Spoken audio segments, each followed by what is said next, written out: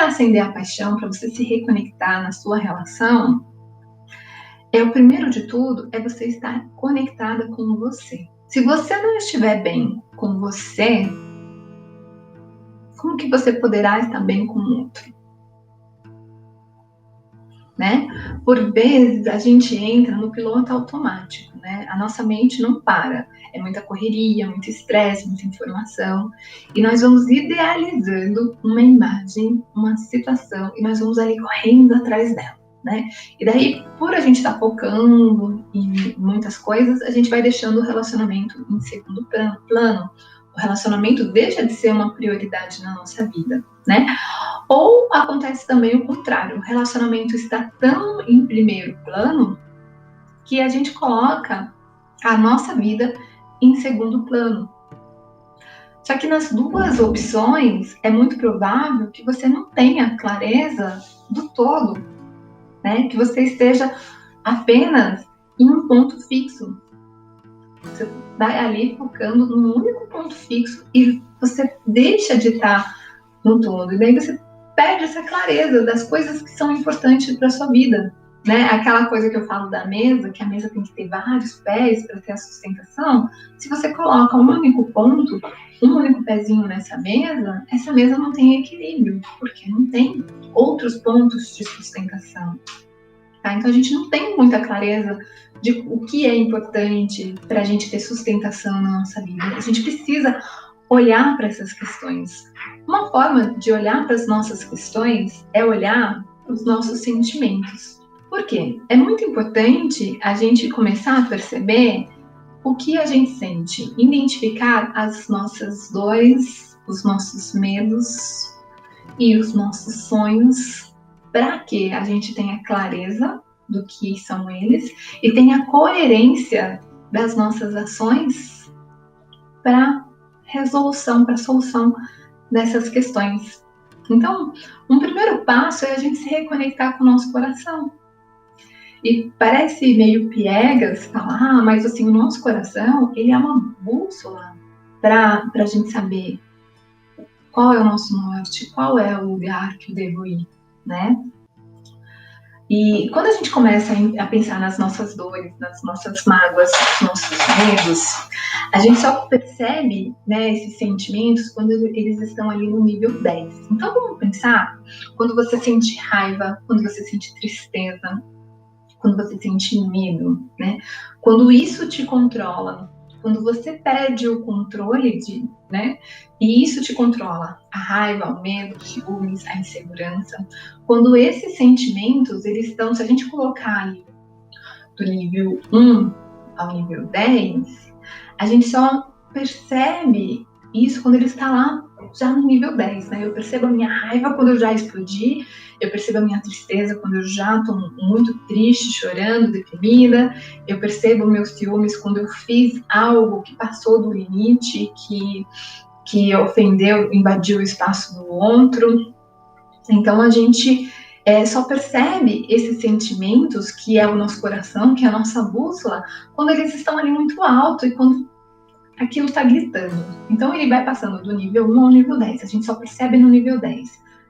E se a gente começasse a perceber quando estivesse no nível 1, no nível 2, no nível 3, começasse a perceber esses pequenos incômodos antes que eles se tornem grandes. Não deixar para olhar para isso só quando está grande. E porque quando está grande você não tem um processo de reflexão.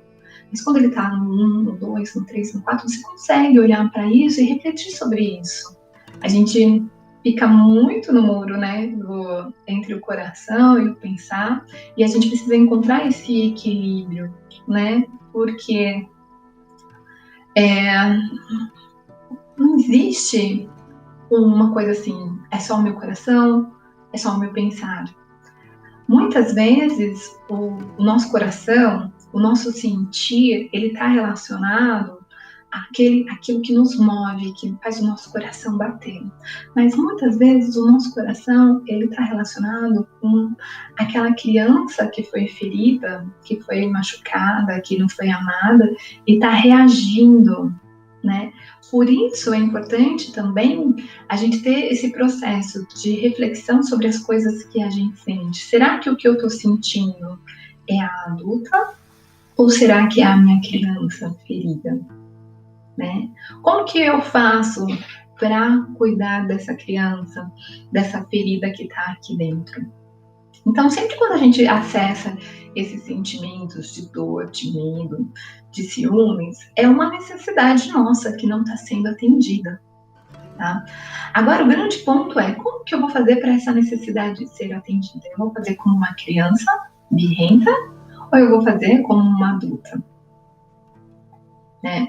Acho que aí é o ponto, tá? Então, é importante a gente perceber esse incômodo que a gente vai sentindo, porque ele é o nosso coração tentando se comunicar com a gente, tentando mostrar que alguma necessidade nossa não está sendo atendida, que a gente precisa olhar para isso, né? Quando nós sentimos esse incômodo, ao invés de nós tentarmos entender essa comunicação do nosso coração com a gente e buscar uma solução, o que nós fazemos? Nós tentamos reprimir. Nós tentamos reprimir as nossas vulnerabilidades. A gente não se permite vivenciar as nossas vulnerabilidades. A minha raiva, o meu ciúmes, a minha tristeza. Eu quero me livrar desse sentimento. Como se fosse possível, né? Eu quero me livrar, eu não quero sentir isso. Ora, se todo mundo é tão feliz, né? Não é? Todo mundo é tão feliz. Então, a gente começa a negar esse incômodo, né? A gente nega esse incômodo. Em vez da gente se comunicar com esse incômodo, com esses sentimentos de raiva, tristeza, medo, eu começo a negar. Eu quero aniquilar isso. E para eu aniquilar isso, eu vou reprimir. Eu vou começar a ter atitudes que é da criança e não mais do adulto. Né? Então, a gente começa a negar esse incômodo e a gente negar esse incômodo, não olhar para isso, vai gerar várias coisas. A gente pode entrar em depressão, a gente pode começar a culpar o outro pelo incômodo e daí isso vai gerar muito estresse, né? Então, a gente pode querer controlar o outro para que ele não gere esse incômodo. Então, a gente vai buscando vários recursos para lidar com esse incômodo. Em vez de começar a entender o que eu tô fazendo, trazer essa responsabilidade para mim. Olha, que legal. A Verônica falou aqui que é super conectada com o coração, que fez a massagem tântrica essa semana e teve vários hiperorgasmos e sentiu subindo para o coração uma energia muito forte. Algumas pessoas sentem na cabeça, eu senti no coração. Olha só, isso é muito importante. O processo de Tantra, tanto ela colocou aqui massagem tântrica, mas as próprias meditações tântricas, que é algo que você pode fazer sozinho, na sua casa, é um processo de conexão com o seu coração, é um processo de sentir a sua energia subindo e vindo para o coração, tá? Então, é uma forma de você se conectar. O Tantra é o caminho da mente ao coração. É uma forma de você se conectar com isso.